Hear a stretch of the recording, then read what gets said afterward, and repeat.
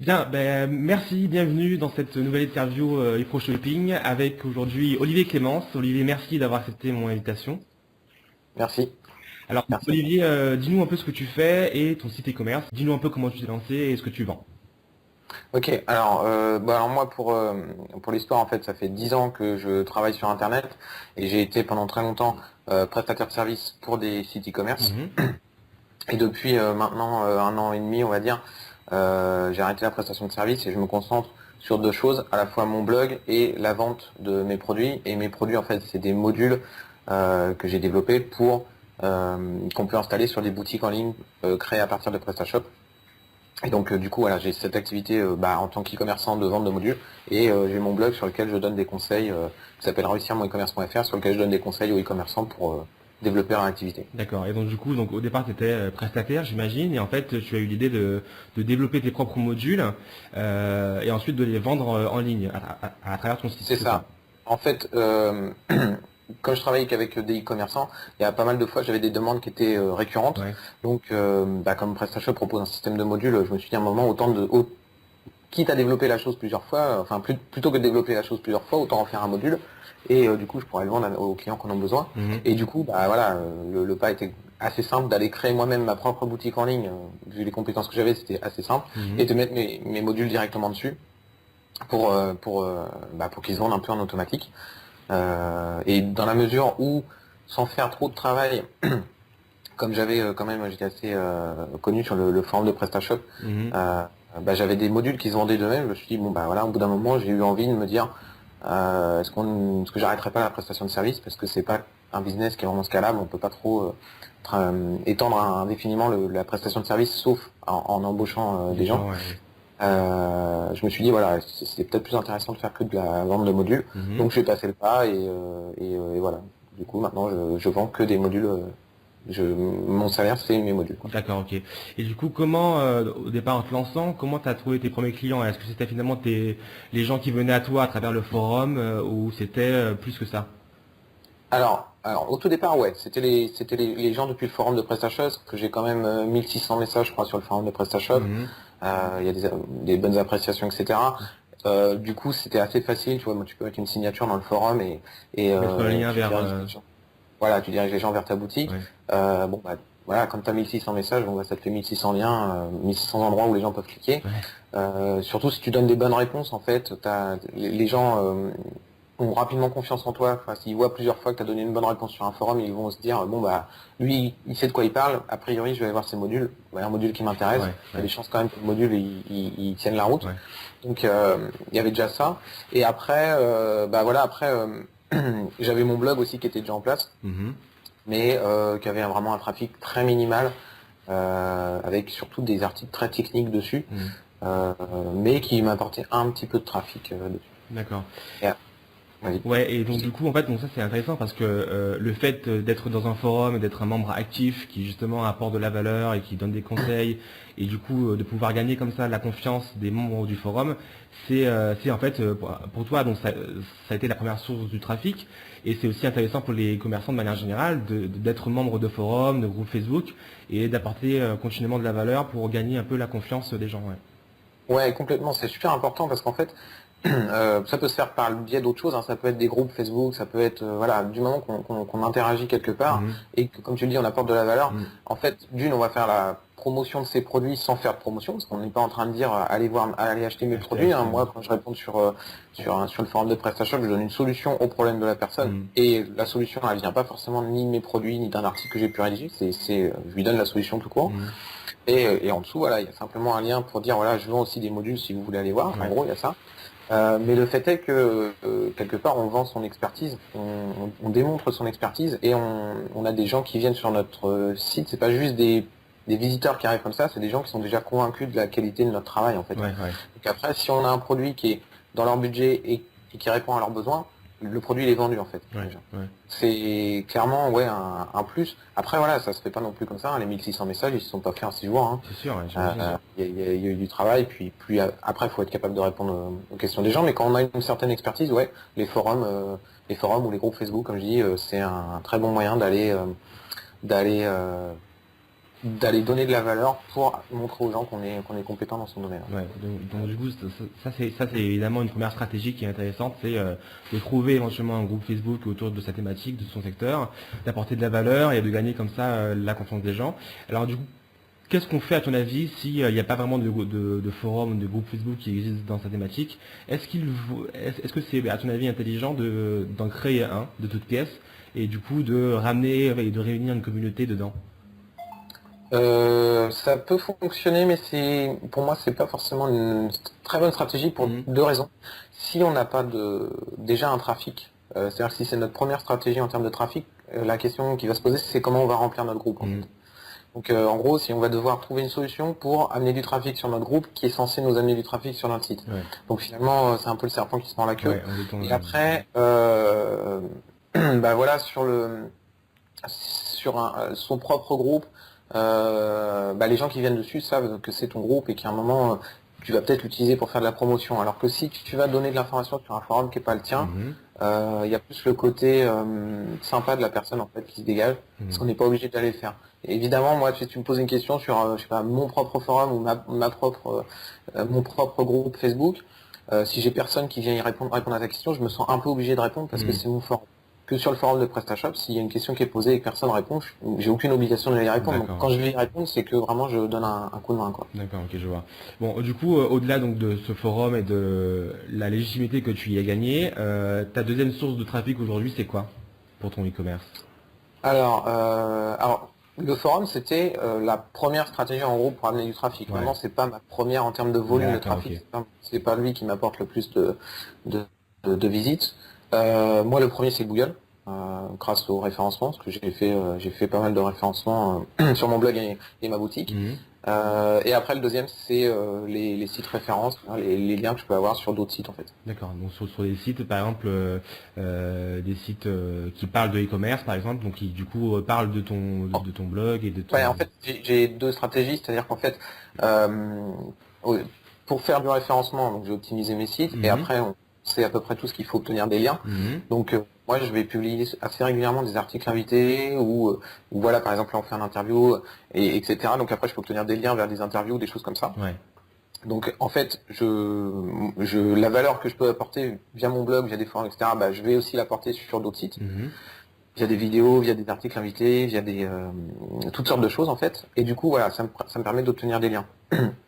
Quand l'article est de bonne qualité, sur un site qui a un trafic assez intéressant, ça Mhm. t'amène des visites de manière assez régulière. Ça peut t'amener un pic de visite quand tu le publies, mais après l'intérêt c'est aussi que ça t'amène des visites au long cours en fait, j'ai envie de dire. Mhm. Et donc déjà voilà, ça m'apporte du trafic et ça travaille mon référencement. Donc en fait, le fait est que le fait de travailler mon référencement de cette manière-là m'amène à la fois du trafic direct depuis les liens que j'ai créés, Mhm. donc il y a des sites référents, et améliore mon référencement. Et après j'ai une autre stratégie en termes de création de liens, c'est au niveau des affiliés en fait, Mhm. des sites qui sont dans ma thématique et qui sont amenés à parler de modules PrestaShop. Bah, je leur propose, si je pense que ça correspond, hein, parce qu'il faut que le blog donne des informations Ouais. Ouais. pertinentes, intelligentes, bah, je leur dis voilà, si vous voulez, vous pouvez mettre un lien ou faire même carrément un article complet sur un de mes produits. Et en échange, bah, vous récupérez une commission à chaque vente des personnes qui cliquent sur le lien en fait. D'accord. Ok. Ça aussi, ça m'apporte pas mal de trafic D'accord, derrière. ok. Donc du coup, en fait, on a vu trois manières finalement pour acquérir du trafic. Donc première manière, c'est créer ton propre contenu à travers tes articles et tes vidéos. Deuxième manière, c'est créer du contenu mais pour d'autres blogs qui ont déjà du trafic, qui sont déjà établis. Et troisième C'est manière, ça. finalement, en fait, c'est de proposer tes produits en affiliation, c'est-à-dire de les proposer à des boutiques par exemple ou des blogs, c'est ça, de mettre tes produits à toi dans un article ou dans leur boutique et que du coup bah ça te ramène directement du trafic et Voilà. des achats. Et l'idée, c'est pas qu'ils mettent le produit eux-mêmes dans leur site, Mhm. c'est ce qu'ils en parlent et qu'ils fassent un lien vers ma boutique, en fait. D'accord, ok, d'accord. Et à ton avis, pour un commerçant qui débute, qui se lance vraiment dans sa stratégie d'acquisition, quelle est la meilleure tactique, la plus rentable, on va dire, à court et moyen terme, et puis après il y a aussi à long terme. Bah, en fait, pour moi, ça reste le référencement, parce Ouais. que même si en termes de résultats, en fait, le référencement prend du temps. Mhm. On n'apparaît pas premier sur Google en 2 jours, Mhm. mais le fait est que si on va parler correctement de ses produits, et même sans parler de ses produits, comme je disais, donner de la valeur, etc. Montrer qu'on a un expert sur d'autres sites, alors comme ça peut être des forums, mais ça peut être aussi voilà d'autres blogs, etc., etc. Montrer que on sait de quoi on parle, qu'il y a un intérêt à écouter ou à lire ce qu'on dit et voire même à aller voir ce qu'on propose comme produit. Ouais.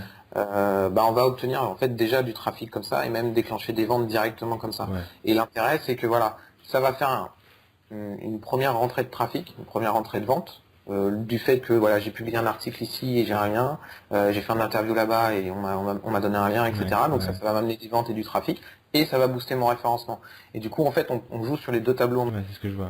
Et après, voilà, tu peux aussi faire l'affiliation, mais l'affiliation, bon, moi c'est assez simple dans la mesure où sur mes modules j'ai 100% de marge. Sur un e-commerçant qui va avoir des marges assez faibles, parce que les marges sont souvent faibles, ça dépend du secteur où tu es, mais si tu as une marge de 20%, que tu as de la manutention derrière, que tu dois préparer tes commandes, etc., stocker, et que tu dois proposer, donc tu vas proposer une commission de 5% à l'affilié. Ouais. Il va rapidement te dire non mais j'ai autre chose à faire, quoi, ça va rien me rapporter. Moi je peux proposer des commissions assez importantes sur mes produits. Du coup voilà, l'affilié il n'a pas besoin de vendre 200 de mes produits pour avoir déjà une rentrée d'argent en fait. Ouais, C'est vraiment plus intéressant. Donc voilà, mais voilà, il y a peut-être des e-commerçants qui peuvent avoir des produits à forte marge et faire de l'affiliation que sur ces produits-là, par exemple. Ce qui serait des produits d'appel pour après augmenter le panier via d'autres produits qui eux sont pas en affiliation. Ouais, je vois. Et d'ailleurs, les commerçants aussi peuvent tout à fait, en plus de leurs produits classiques avec des marges parfois faibles, peuvent aussi créer des produits d'information, par exemple des formations, des vidéos ou autres, ou des e-books, où justement ils vont pouvoir aider leur audience à, je sais pas, si par exemple tu vends des guitares, tu peux aussi vendre en plus une formation pour aider à accorder telle ou telle guitare, ou voilà. Ouais, alors je trouve ça très bien que tu parles de ça. J'ai un article complet sur mon blog qui parle de ça. Ouais. Et j'ai eu plein de gens qui m'ont dit ouais, c'est intéressant comme article et tout. Et ça s'est arrêté là en fait. Je les ai recontactés un petit peu et tout. Et en fait, non, les commerçants ont du mal à passer le pas. Alors que pourtant, oui, comme tu dis, en fait, avoir un ou même plusieurs produits où on fait du 100% de marge dessus, ça laisse juste une liberté énorme. Tu fais un mail, tu as un mailing list disant 90% de réduction sur ton produit, si le mail il est pas ouvert, je comprends pas, tu vois, alors que tu peux pas faire ça autrement en fait. Donc c'est vrai que, et c'est des produits même que tu peux proposer gratuitement. Ça peut être des produits payants, tu dis bah écoutez, je vous l'offre gratuitement. Voilà, il y a plein de choses qui sont ultra avantageuses à avoir un produit numérique. Et on peut tous faire les produits numériques à partir du moment où on a un minimum d'expertise parce que c'est juste délivrer de l'information en fait. Bien sûr, Et après, ça peut en plus, tu peux, comme tu dis, faire un guide, mais on peut très bien faire un guide en PDF qui sera numérique. Et du coup, on a fait le guide, le travail est fait, on peut très bien du coup le faire en guide papier qui sera vendu peut-être plus cher, avec un peu plus de classe, etc. Tu vois, un peu le produit premium, mais de toute façon, le travail est déjà fait sur le guide PDF. Le transformer en guide papier, c'est presque rien. Donc en fait, il y a vraiment possibilité de faire du produit numérique, d'en profiter à fond dans tous les domaines. Et voilà, après on peut avoir des affiliés, on peut faire des grosses promos, on peut être sympa avec les clients parce que ça ne coûte rien de l'offrir. C'est sûr, Ça s'envoie automatiquement, il n'y a pas de retour, etc. Bref, moi voilà, j'ai une bonne expertise en e-commerce. Plein de fois j'ai pensé à me lancer dans le e-commerce, mais dans le e-commerce classique avec des produits physiques, pour moi c'est tellement désavantageux par rapport à ce que je suis capable de faire avec mes produits numériques que j'arrive pas à passer le pas à lancer un e-commerce avec des produits physiques. Je le ferai peut-être, mais en attendant, il y a tellement de problématiques supplémentaires par rapport à un produit numérique que je le fais pas, quoi. Donc les e-commerçants devraient essayer de pas de passer au tout numérique, c'est pas forcément possible, mais Mais en tout vraiment cas, essayer de passer le créer des pas, produits, voilà, créer un ou deux produits pour voir si ça fonctionne. C'est sûr, exactement. Et si le produit se vend pas, excuse-moi, si le produit se vend pas, vas-y. une fois qu'il est fait, on le propose gratuitement, et ça permet d'obtenir des emails, quoi. C'est jamais vraiment perdu, quoi. Ouais. À ton avis, quelle est l'erreur la plus courante qu'on voit chez les commerçants qui veulent écrire des articles invités sur d'autres blogs et du coup, comment éviter ce genre d'erreur? Alors pour moi, l'erreur la plus fréquente, ça va être de pas considérer trop le blogueur avant de le contacter. C'est-à-dire on a son mail tout prêt. Alors moi j'ai des mails qui sont prêts, hein, ça c'est clair, mais on a son mail tout prêt, on le balance et voilà. Mais moi dans mes mails ils sont prêts, mais il y a toujours une forme de personnalisation. Je sais à qui je vais m'adresser parce que j'ai lu un ou deux articles de lui, ou éventuellement je le suis déjà sur Twitter, etc. Ça coûte rien d'ajouter quelqu'un sur Twitter. sur Facebook et de le suivre pendant un certain temps, d'aller voir un ou deux articles qui nous intéressent et à un moment on va dire bon ok lui il est sympa, ce qu'il fait c'est bien, ça intéressera mes lecteurs, je peux, enfin du moins ces lecteurs peuvent faire partie de mes lecteurs aussi, il peut y en avoir qui peuvent être intéressés par ce que je vais dire, donc ok, je peux lui proposer un truc et du coup je peux lui dire voilà, j'ai bien aimé du coup votre dernier article ou machin, il me parlait de ça. Ça m'arrive aussi souvent de les contacter avant pour leur dire voilà très bien votre article, mais par contre là voilà, il y a une petite erreur ou un truc comme ça, toi, je leur rends un petit service avant. Ça permet que le premier mail qu'ils reçoivent de toi, c'est pas bonjour, est-ce que tu vas être sympa et proposer et publier mon article, alors c'est pas ce que je suis capable de faire et que je suis juste demandeur en fait. Tu vois, à un moment où tu as déjà rendu service, moi aussi quand je propose je demande si je peux rédiger un article invité sur leur blog, je leur mets aussi des exemples d'articles que j'ai déjà rédigés, voilà, pour leur montrer que je rédige de très bons articles. Et je leur dis voilà, je peux rédiger tel sujet, tel sujet, tel sujet, qui je pense sera adapté à votre. Tu vois, donc déjà, c'est pas juste ok, alors qu'est-ce qu'il va me proposer comme sujet? Il a déjà des sujets, il sait déjà que s'il y a un sujet qui l'interpelle et qui sera intéressant sur son blog, il va peut-être me dire ok bah celui-là ça m'intéresse, qu'est-ce que tu voudrais dire dessus, tu vois. Et du coup je peux développer et voilà, donc ça c'est l'erreur principale. Après, je disais, je donne des exemples d'articles que j'ai rédigés, des articles invités. Je pense que je dirais c'est la deuxième erreur, c'est de faire des mauvais articles invités parce qu'on les publie pas sur son blog. Moi, je fais la même qualité d'article, voire je fais même des meilleurs articles des fois. J'y passe plus de temps parfois sur des articles invités que sur mon blog. Parce que c'est une audience qui ne me connaît pas encore, donc qui de toute façon est moins indulgente qu'une audience qui a déjà lu plein de mes articles, qui les ont trouvés sympas, et puis l'autre fois j'ai fait une vidéo fatigué un lundi matin, mal coiffé, et puis j'ai oublié, j'ai bafouillé 10 fois.